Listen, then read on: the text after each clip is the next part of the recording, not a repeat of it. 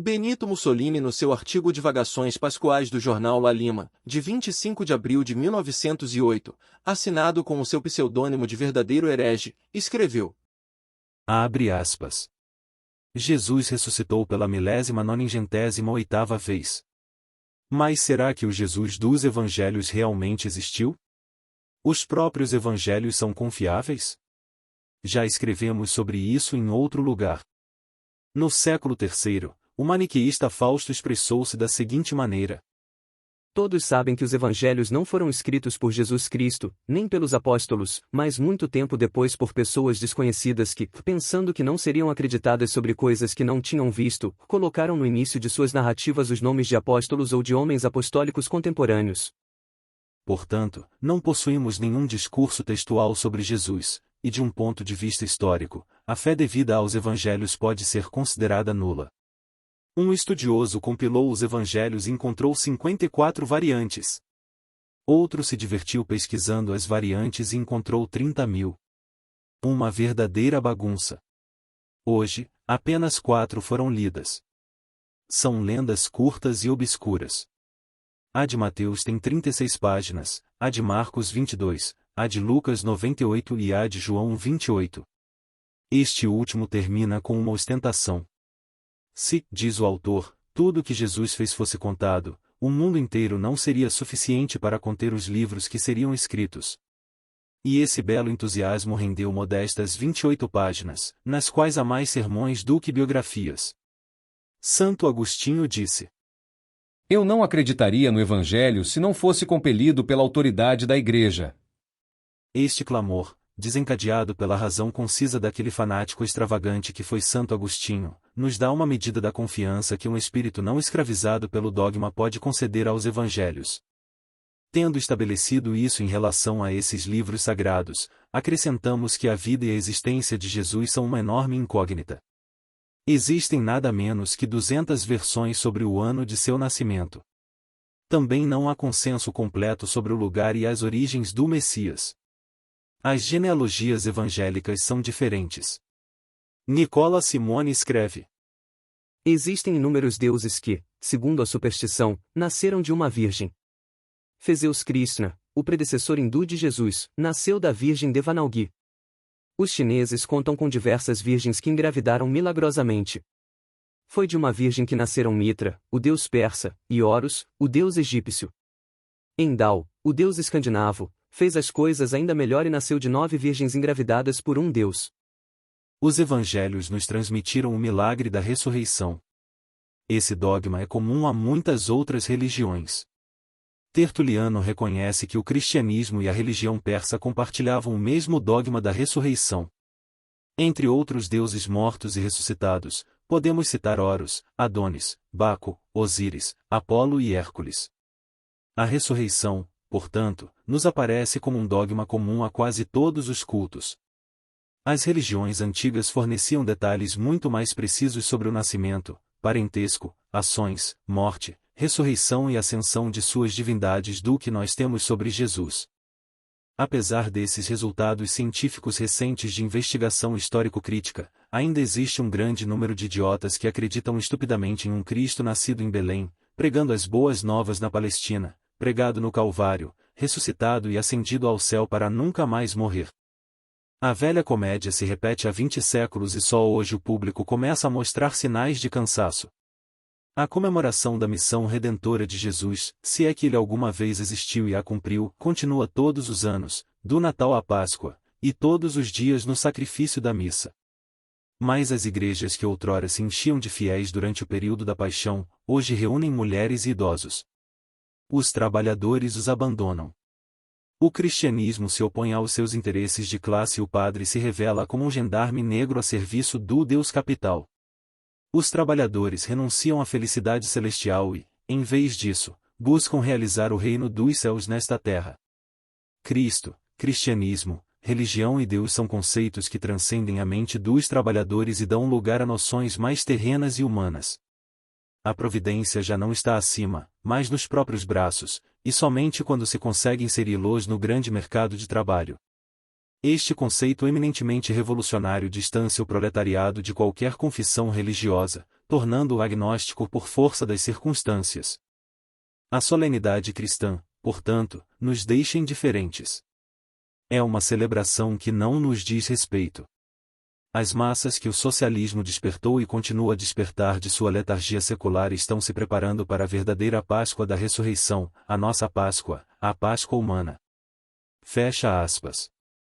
Mussolini, no seu artigo Páscoa Humana do jornal Il Popolo, de 10 de abril de 1909, escreveu: Abre aspas. Pai, pai, por que me abandonaste? E, tendo inclinado sua bela cabeça galileia, relaxado seu rosto delicado com seu requintado perfil semita após a contração espasmódica, fechado os olhos que iluminaram as pobres multidões de escravos e conquistaram com amor a sofredora Madalena, Jesus aguardou o cumprimento de seu destino mortal. Havia apenas algumas mulheres aos pés da cruz. Os fiéis que o haviam seguido desde as encostas da Palestina, a caminho do Calvário. Os pecadores que amaram Jesus permaneceram para perfumar o seu corpo com os ungüentos aromáticos do Líbano, antes de o colocarem no túmulo. A revolta que termina em sacrifício, a pregação que culmina em martírio, a utopia divina que se supera na eliminação do apóstolo, a perseguição que multiplica os rebeldes e acelera o triunfo da ideia. O que representa a ruína e o que sugere a criação de um mundo, esses são os sinais simbólicos diante dos quais detemos com apreensão, admirando. A personalidade desaparece.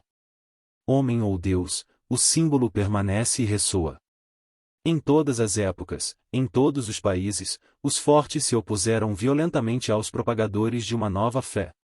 Nesse aspecto, Caifás é primo de Clemente VII e Cristo é irmão de Giordano Bruno.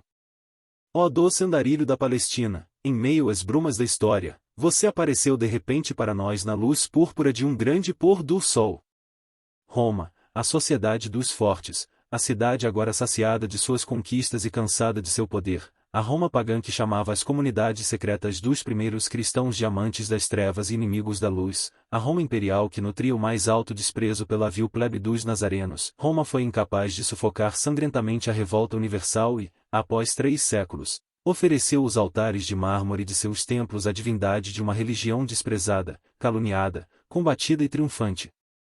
O dia em que Constantino, um homem culpado de muitos crimes hediondos, derrotou Maxêncio às margens do Tibre com bandeiras adornadas com a cruz, um sopro de morte extinguiu o riso jubiloso no antigo Olimpo, os deuses se esconderam entre as ruínas da metrópole conquistada, ou fugiram para longe, para os desertos, ou encontraram sombras ou musgo, solidão e canções nas florestas impenetráveis, ou se disfarçaram, enganando tanto os novos quanto os antigos crentes. O Galileu de cabelos ruivos subiu ao Capitólio. Diante da nova era inaugurada na história da humanidade, a personalidade de Jesus torna-se secundária, récua para as sombras, não basta para explicar o cristianismo em sua filosofia, sua religião, sua política.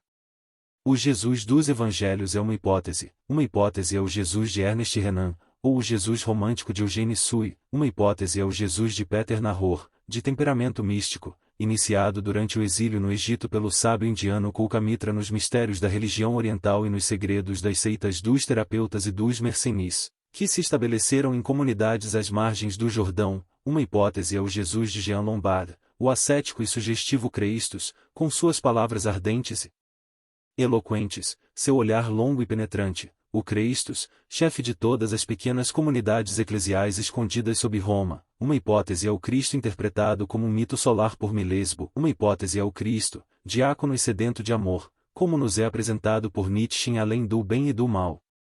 Mas a hipótese não nos priva da possibilidade do símbolo, e sobretudo, não nos impede de superá-lo. Porque, meus amigos, queremos superar o cristianismo assim como o cristianismo superou o paganismo. A Páscoa judaica, Páscoa deriva do grego Pascha, que por sua vez vem do hebraico Pejach, que significa passagem. A Páscoa era, na verdade, a comemoração da libertação do povo judeu do cativeiro, deu origem à Páscoa cristã, que será sucedida pela Páscoa humana. Cristo venceu Júpiter. E aquele que aguardamos vencerá ambos. Mas para alcançar a criação e a compreensão do que está por vir, quantas lutas, meus amigos, teremos que superar. Eis aqui a frágil embarcação na qual partiremos para esta aventureira conquista. Diante de nós estende-se o mar infinito, o mar que nos cantou todas as suas canções, que nos revelou todos os seus segredos, que nos açoitou com a sua fúria e nos cobriu de carícias, lá ao longe, um tênue brilho crepuscular. E talvez lá embaixo esteja a ilha prometida, a utopia de que More nos falou, a Civitas Solis de Tommaso Campanella, a Ilha Verde, intacta e silenciosa onde celebraremos a Páscoa humana? Venham, meus amigos, deixem para trás suas mesquinhas paixões materiais, desfraldem suas velas brancas ao vento sudoeste que agita as ondas numa vibração quase infinita de alegria. Os céus tranquilos nos convidam a vastas solidões e profundezas misteriosas. Intoxicem seus olhos com a luz, suas almas com ideais. Não temam as tempestades. Se nossa vontade falhar em dobrar as forças adversas dos elementos e tivermos que perecer, alguém mais seguirá nosso exemplo. Navegar é preciso. Nossa honrosa tentativa de criar não terá sido em vão. Aquele a quem esperamos virá. Fecha aspas. Mussolini em uma conversa com seu genro Galeazzo Ciano, ministro das Relações Exteriores do Reino da Itália, em 25 de dezembro de 1941, comentou: Abre aspas. Para mim, o Natal não é nada mais que o dia 25 de dezembro. Eu sou o homem que no mundo inteiro sente menos essas festas religiosas. Fecha aspas. Quinto Navarra, mordomo de Mussolini, relatou: Abre aspas. Mussolini odiava os domingos e outros feriados religiosos do ano.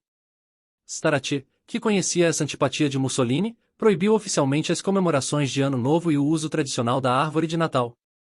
O Natal reconhecido tornou-se apenas o Natal de Roma e o início do ano a ser celebrado não era o 1º de janeiro, mas 28 de outubro, início do ano fascista. Fecha aspas.